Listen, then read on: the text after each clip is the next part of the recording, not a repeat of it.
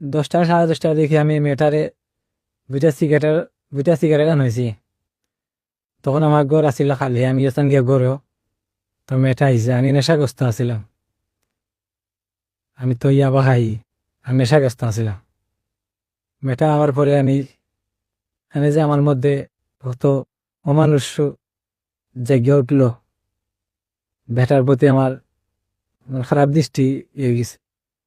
ওরা মেয়েটার আমি রেপ করতে চাইছিলাম, তো মানে মেয়েটা অজ্ঞান হয়ে গেছে। আমি পরে বই রাখিছি, আমি বাদ দিলেস অজ্ঞান হয়ে গেছি।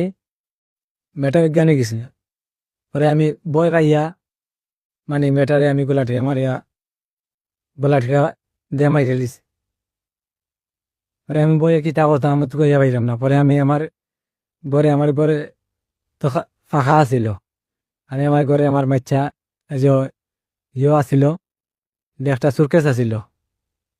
ও সুরকেসের ভিতরে আমি এখন 2 দিন এখানে আছে যে এখন আস্তে আস্তে গন্ধ ছড়ার। অনেক গন্ধ যদি ছড়া তাইলে পরিবারের সবে জানিল, বা মানে মানুষ একটু পরে পরে আর যা এরা গন্ধ পাই দিব। তখন আমি সারা রাত আমি সোজার থাইকিয়া আমি সুযোগ বুঝে আমি 2 দিন বাড়িতে আসিল না, রাস্তাটা ফাঁকা আছিল। সুযোগ বুঝে আমি বেটারে আনি ইন্ডিয়া জানেন আছে।